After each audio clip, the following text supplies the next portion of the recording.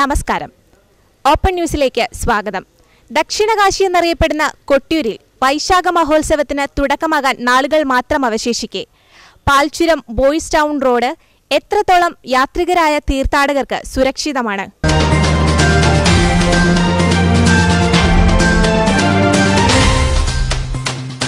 വൈശാഖ മഹോത്സവത്തിന് നാളുകൾ മാത്രം ബാക്കി നിൽക്കെ വയനാട്, കണ്ണൂർ ജില്ലകളെ തമ്മിൽ ബന്ധിപ്പിക്കുന്ന അന്തർ സംസ്ഥാന പാതയായ പാൽച്ചുരം ബോയ്സ് ടൗൺ റോഡിലൂടെയുള്ള യാത്ര ഭീതി ഉളവാക്കുന്നതാണ്. കഴിഞ്ഞ വർഷം ആഗസ്റ്റ് മാസത്തിലെ പ്രളയത്തെ തുടർന്ന് ഉരുൾപൊട്ടലിലും മലവെള്ളപ്പാച്ചിലിലും റോഡും പാർശ്വഭിത്തിയും തകരുകയും താൽക്കാലികമായി നടത്തിയ അറ്റകുറ്റപ്രവൃത്തിയിലൂടെ ഗതാഗതം പുനഃസ്ഥാപിക്കുകയുമായിരുന്നു.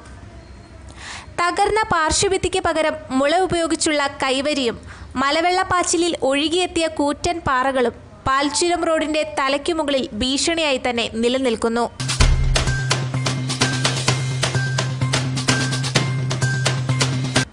വൈശാഖ മഹോത്സവത്തിന് ലക്ഷക്കണക്കിന് തീർത്ഥാടകരെത്തുന്ന പ്രധാന റോഡ് കൂടിയാണ് പാൽച്ചുരം ബോയ്സ് ടൗൺ റോഡ്.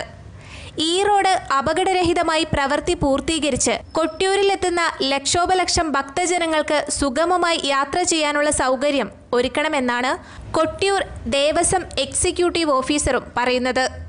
മുൻവർഷങ്ങളെ അപേക്ഷിച്ച് നിപ്പ വൈറസിൻ്റെ ഒരു ഭീതി കാരണം ഭക്തജനത്തിരക്ക് വളരെ കുറവായിരുന്നല്ലോ കഴിഞ്ഞ വർഷം. അപ്പം ഈ വർഷം ഇപ്പോൾ സൂര്യതാപൻ മുന്നറിയിപ്പുകൾ വന്നിട്ടുണ്ട്. അപ്പം എങ്ങനെയാണ് തിരക്ക് പ്രതീക്ഷിക്കുന്നത് ഭക്തജനങ്ങളുടെ? തിരക്ക് ഞങ്ങൾ കഴിഞ്ഞ വർഷം നിപ്പ വൈറസ് ഭീതി കൊണ്ട് കോഴിക്കോട് ജില്ലയിൽ നിന്നും ഭക്തജനങ്ങൾ ഇങ്ങോട്ട് എത്തിയിട്ടുണ്ടായിരുന്നില്ല. അപ്പോൾ ഈ വർഷം അതും കൂടെ കൂട്ടിയിട്ട് അഭൂതപൂർവമായൊരു ജനത്തിരക്കാണ്. കഴിഞ്ഞ വർഷത്തിൻ്റെ ഇരട്ടി. അന്യസംസ്ഥാനത്തിൽ നമ്മുടെ കൊട്ടിയൂർ ക്ഷേത്രത്തിൻ്റെ പേര് എത്തിക്കഴിഞ്ഞു. അപ്പോൾ അതും കൂടെ കൂട്ടി വളരെയധികമുള്ളൊരു തിരക്കാണ് ഞങ്ങൾ ഇത്തവണ പ്രതീക്ഷിക്കുന്നത്. പാൽച്ചുരം റോഡ് ഇപ്പോൾ തകർന്ന അവസ്ഥയിലാണ്. ഏകദേശം പ്രളയത്തിന് ശേഷം അത് പുനർനിർമ്മാണത്തിൻ്റെ ഒന്നും കാര്യമായ രീതിയിൽ അതിനെ ഇടപെട്ടിട്ടില്ല അധികൃതർ.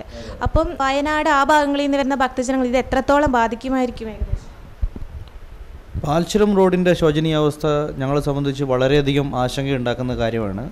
റോഡ് വളരെ നാളായിട്ട് മോശമായി കിടക്കുകയായിരുന്നു. ഇത്തവണ അത് വൃത്തിയാക്കിയിട്ടുണ്ട് റോഡ്. പക്ഷേ ഇപ്പോഴും അതിൻ്റെ വശങ്ങളിൽ സൈഡിലൊക്കെ കല്ലുകൾ ഏതു സമയം റോഡിലോട്ട് ഉരുണ്ടു വീഴാവുന്ന രീതിയിൽ കല്ലുകൾ ഇരിക്കുന്നുണ്ട്. ഈ കല്ലുകൾ വളരെയധികം അപകട ഭീഷണി ഉണ്ടാക്കുന്നുണ്ട്. അത് ഞങ്ങൾക്ക് വളരെയധികം ആശങ്കയുണ്ട്. മഴയുണ്ടാകുന്ന ഘട്ടത്തിൽ ഈ കല്ല് റോഡിലേക്ക് ഉരുണ്ടു വന്ന് അപകടം ഉണ്ടാവും എന്നുള്ള കാര്യത്തിൽ യാതൊരു തർക്കവുമില്ല. അക്കാര്യത്തിൽ അധികൃതർ, പഞ്ചായത്താണെങ്കിലും ചുരം ഡിവിഷനാണെങ്കിലും അതിൽ വേണ്ടത് ചെയ്യും എന്നാണ് ഞങ്ങൾ പ്രതീക്ഷിക്കുന്നത്.